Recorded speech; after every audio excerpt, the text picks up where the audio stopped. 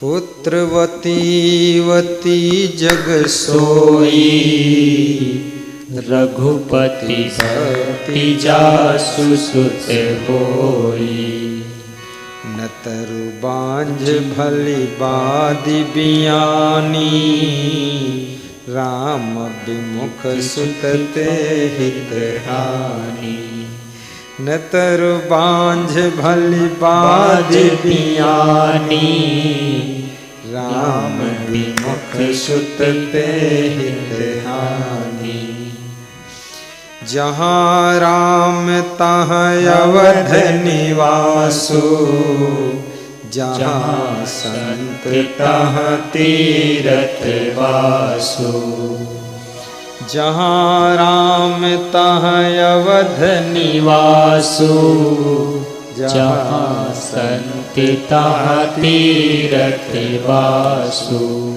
मंगल भवन अमंगल हारी, जय जय जय गुरुदेव तुम्हारी। मंगल भवन अमंगल हारी, जय जय जय गुरुदेव तुम्हारी। बात समझ में आई अब हमारी, झूठी है सारी दुनियादारी। और न लो अब परीक्षा हमारी, आए शरण हम गुरु जी तुम्हारी।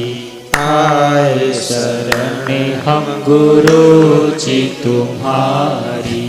मंगल भवन अमंगल हारी, द्रवहु सुदशरथ अजिर बिहारी। द्रवहु सुदशरथ अजिर बिहारी। बोलिए सद्गुरु भगवान की जय। प्रश्न ये चल रहा था, गृहस्थ आश्रम को कैसे धन्य बनाया जाए। जिस गृहस्थ के घर में सानंदम सदनम, सदैव आनंद ही आनंद है। गृहस्थ के घर में कैसे आनंद होगा। लंबा चौड़ा परिवार है, सबके पास में अपना अपना मन है। कितने गृहस्थ के सदस्य ऐसे हैं जिनमें नशे की भी आदत है। कोई फैशन का दीवाना है, कोई मोबाइल का दीवाना है, कोई अपने अपने मन की कर रहा है, कोई आलस्य कर रहा है, कोई गुस्सा बहुत करता है। अब घर में आनंद कैसे आए। छोटे छोटे बच्चे भी क्रोध कर रहे हैं। जिसको समझाओ जहर खाने की धमकी देता है, जिसको ना समझाओ वो गोबर खा के बैठा है, और जिसको ज्यादा डांट दो तो घर से भाग जाता है, और ना डांटो तो घर ही को नरक बना देता है। अब ऐसी कंडीशन है, सब अफलातून बने हुए हैं। पढ़ना लिखना जीरो है, फैशन में हीरो है।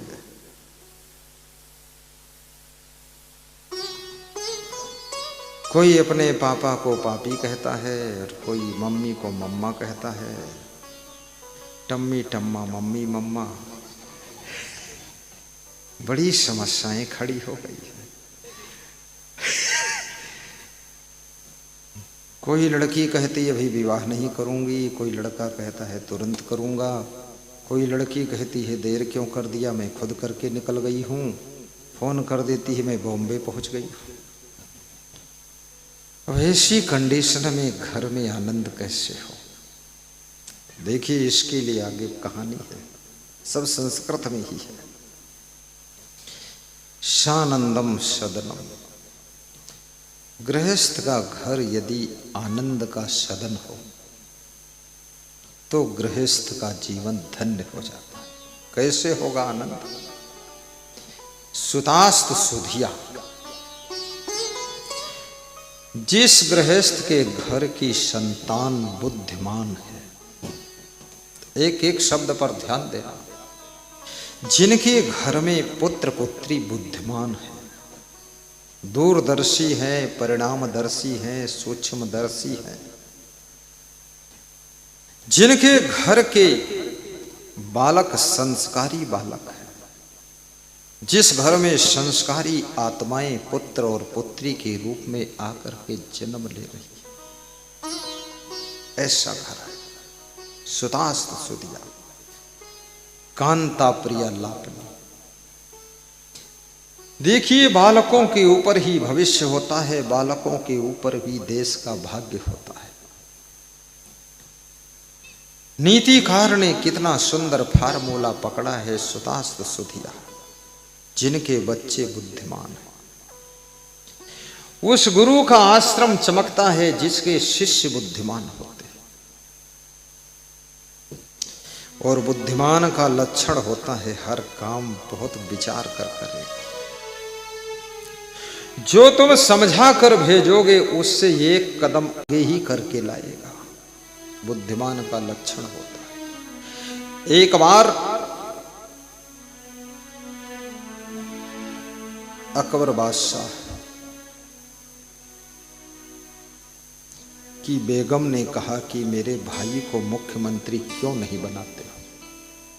ये बीरबल कहां से बीच में घुस गया जो मुख्यमंत्री बनकर बैठा है। हर नारी को अपने भाई के प्रति बड़ा मोह होता है, मेरे भाई को मुख्यमंत्री बना दो। मायका छूट गया है लेकिन भाई के लिए मोह जो था वो छूटा नहीं। और कितनी स्त्रियां ससुराल में बैठ करके अपने मायके का पूरा मैनेजमेंट करती रहती है। रोज सुबह शाम मोबाइल करती है और पूछती है कि वो भैंस की नांद वही है कि पूरब बढ़ाया है थोड़ा। फिर पूछती हैं भैंस ने भैंसे को जन्म दिया कि ऊंट को जन्म दिया।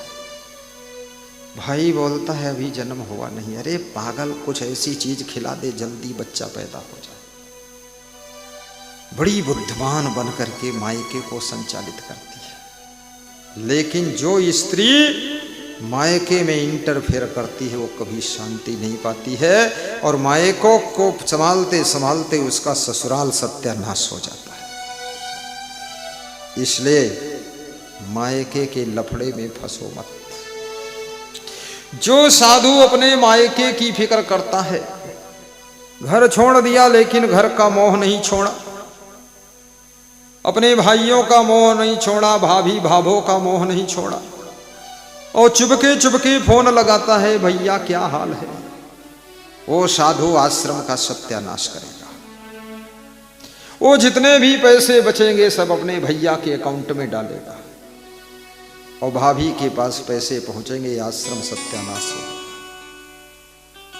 इसलिए साधु को पूरा मन पूरी बुद्धि आश्रम में समर्पित करना चाहिए और स्त्री को अपना मन चित्त बुद्धि सब कुछ ससुराल में समर्पित करना चाहिए। फिर देखिए ससुराल कितना डेवलप करना शुरू करे।